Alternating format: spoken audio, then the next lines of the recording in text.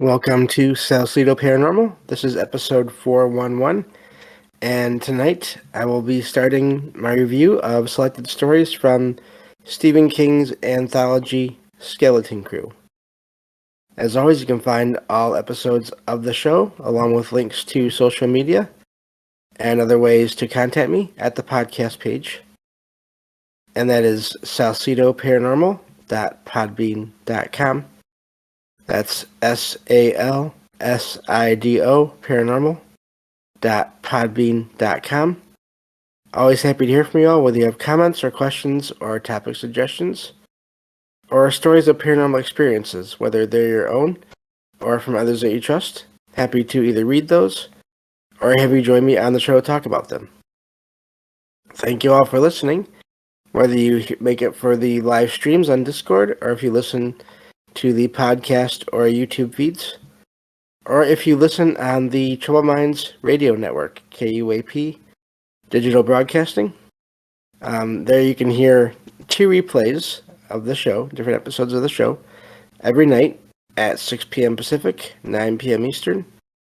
And I want to thank Michael Strange, host of Troubled Minds Radio, which comes on right after, as well as Liam Martin, Rohan, of the Exiled Minds podcast, for producing the show and adding the music to the beginning and the end that you hear when you listen on the radio.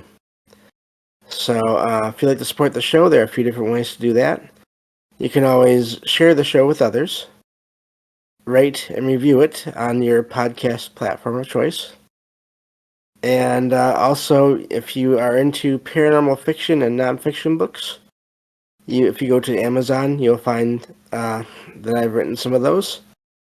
Also, I have direct donation links through PayPal and Venmo, and then Patreon, if you'd like to support the show directly.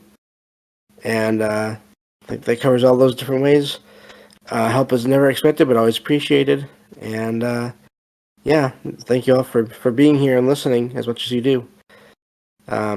We're past the almost getting towards 5,500 downloads, which is really amazing. So yeah, I'll be this is going to be probably a series of shows on covering different short stories from this anthology of stories by Stephen King called Skeleton Crew.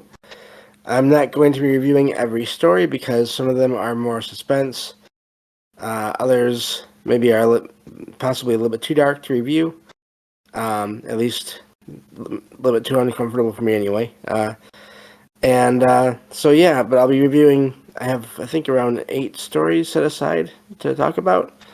Of course, I won't get to them all in one episode, but I figure at least 1 per episode, maybe 2. And of course, this is a horror story collection, so just be prepared. The endings may not always be happily ever after, but I love doing these reviews because of the paranormal aspects that Stephen King and other authors as well, when I review other books, just the things that they add into the stories that, if you look into reports of actual experiences, there are some things that that track from fiction to reality, back and forth, and that's always one interesting aspect of all this to me, is that those connections. So, getting to the first story I'm going to review, I think I mentioned this the other day. There will be a show on the first story in that book, which is The Mist, and I'll be having Derek, a good friend of the show, on with me to do that whenever works best for him. So we're going to save that story for that special show. So so moving on from that to the next one that I have set aside to review is called The Monkey, Monkey. And so let me get to the file here, the summary here.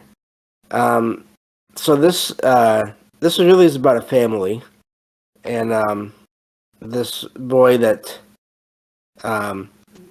basically it's about a boy that finds this toy, and then it sort of is around for many years and causes problems. So even into his adult life. The story starts with two brothers, Peter and Dennis, who find this toy in the family, basically the great uncle's attic. Now the father of the two boys, Hale, he and his brother lived in that house for a while. After his mother passed, their father, Hale and his brother's father, is missing from basically no one knows what happened to him. And but this monkey is part of the belongings that the father left behind.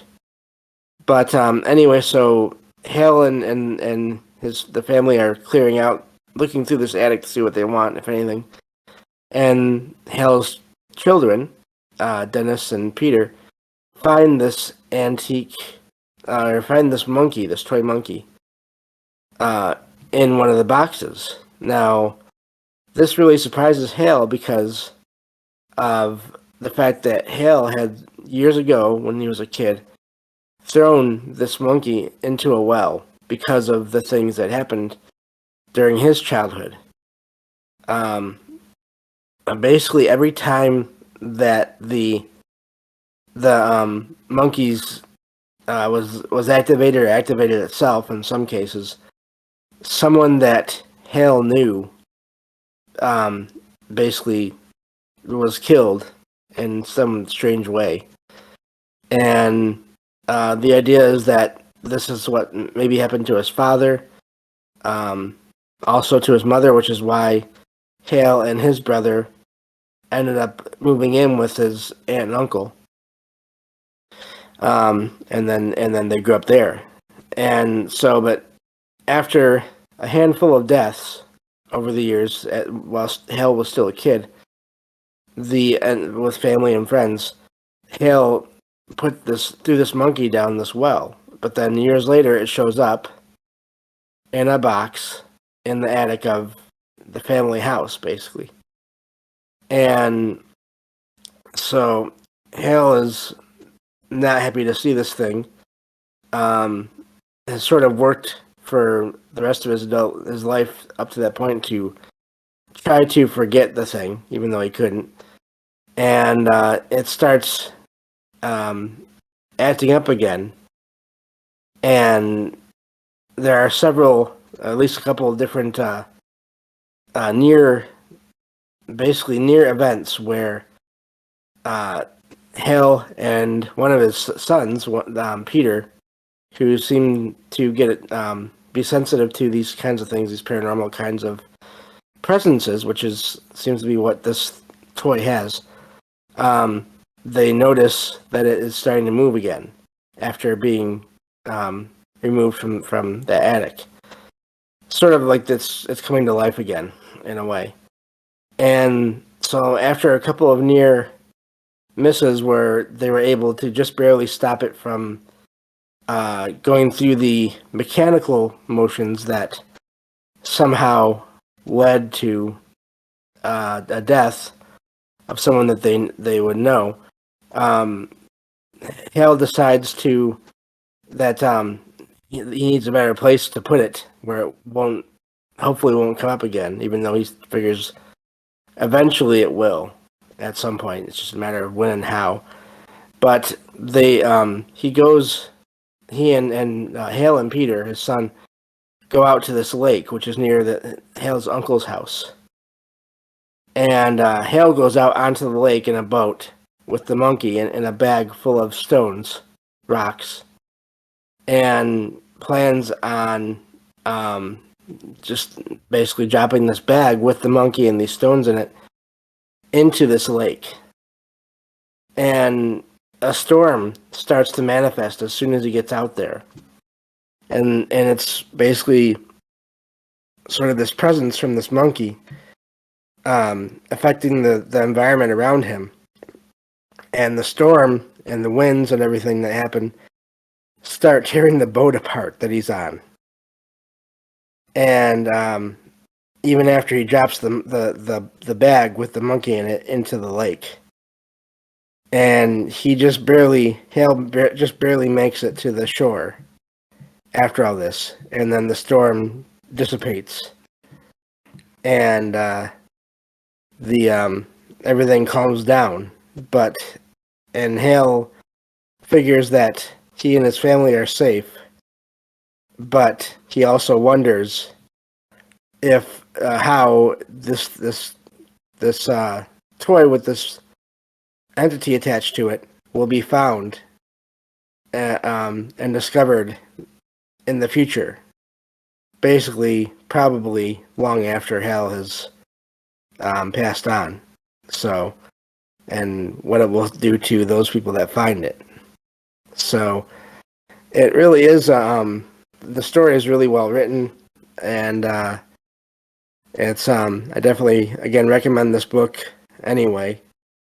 And the story is a lot better than what I was able to just describe there. But this sort of gets back to this series that I've been doing with a friend of the show, Jen of the Arcane Observer channel and show about haunted objects.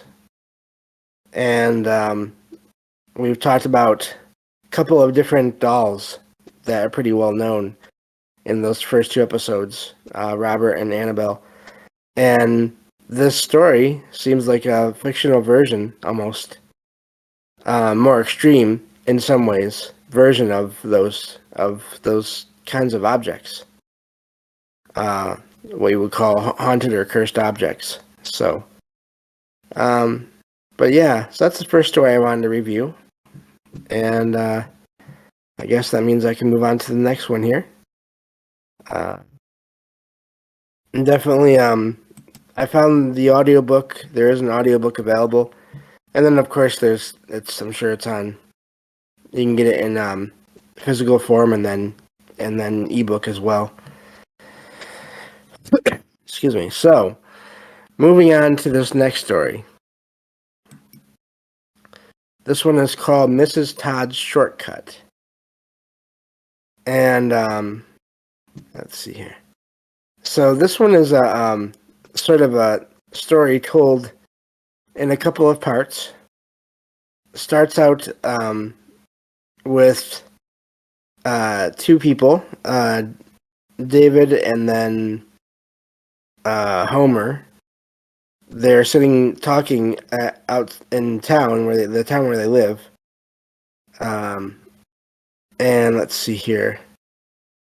So David they're sitting there talking, and Homer tells David about this experience he had. And Homer is a caretaker for some people in the area, including a couple, one of the Mr. and Mrs. Todd, basically. So this Mrs. Todd, it turns out, is obsessed with finding shortcuts in travel time. Now, this is written and takes place before any kinds of cell phones and sort of any kind of navigation tech that you would have now. And so one day while Homer is over at the Todd's house, Mrs. Todd tells him about this obsession and these shortcuts that she's finding through roads that that are maybe hard to find. And so she tells him that she can get from one place to another in far less time than it should be possible.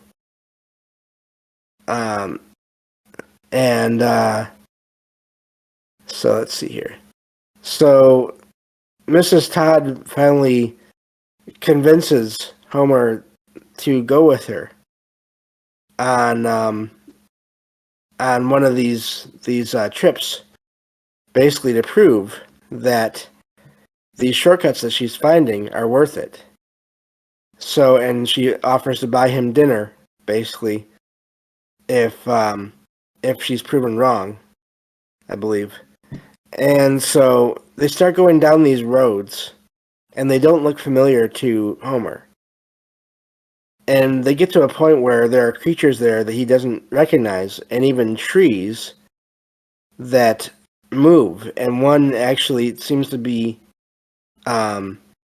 sentient or aware enough, and so that it actually grabs his hat from him as they're passing by it. And he decides he doesn't really want to go on any more of these trips or take any of these shortcuts anymore.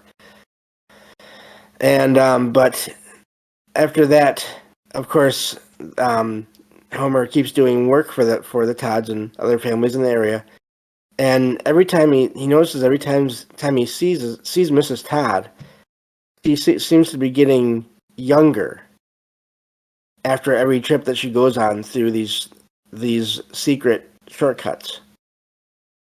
And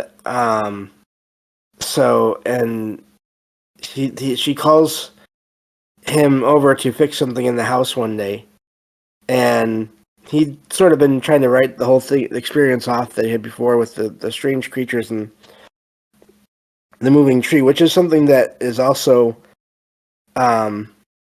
Stephen King uses that in his Talisman story as well. This idea of trees that are able to move around a lot more than they should be able to.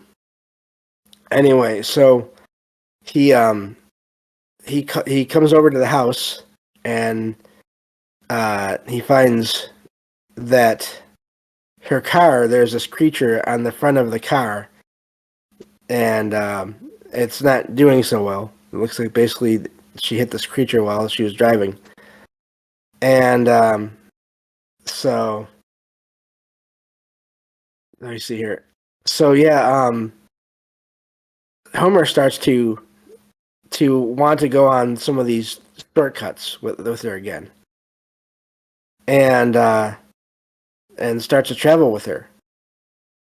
And in the end, the story ends with David, the person that is listening to Homer's story,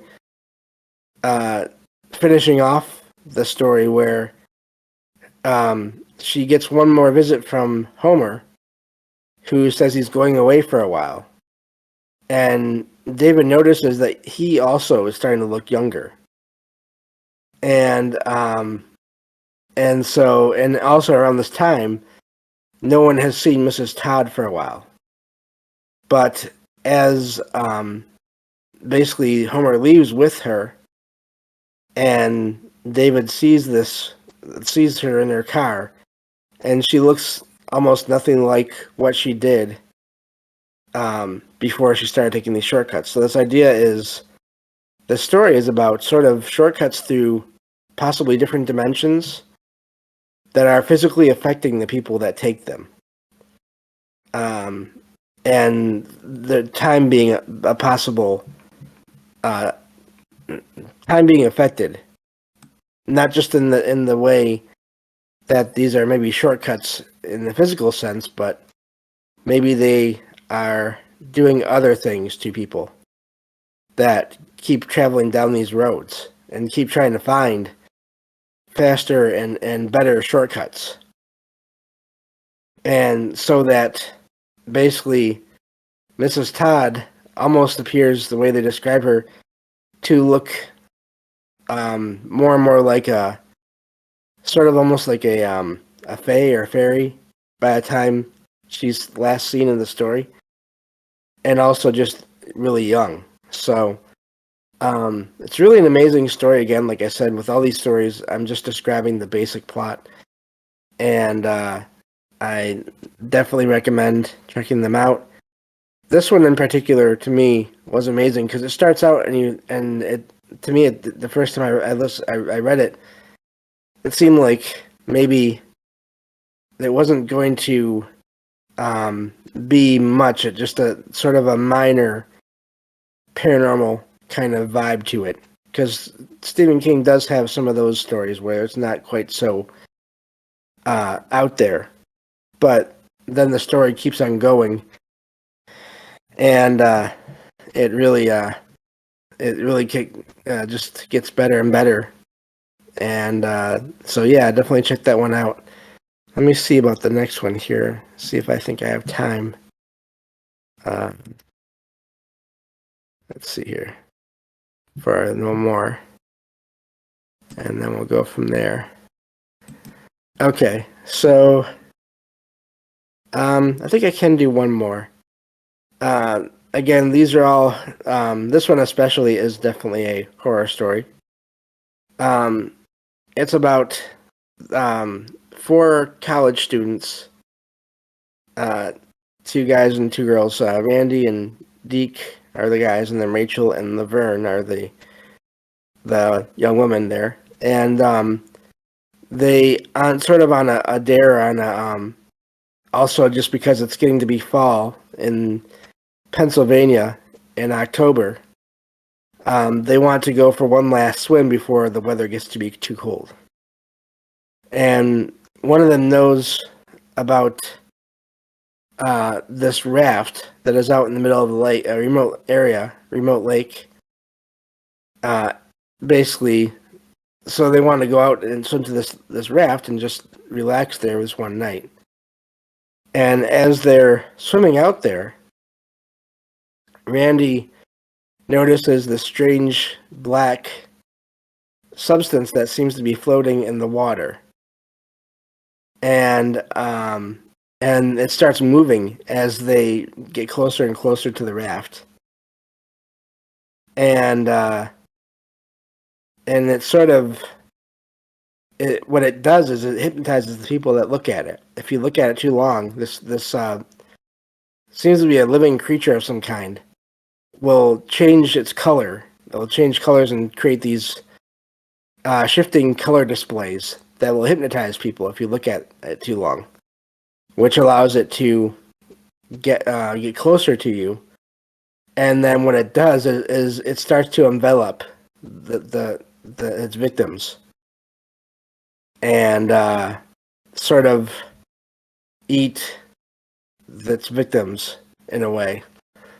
And no one knows what this is, of course, and it sort of picks them off one by one.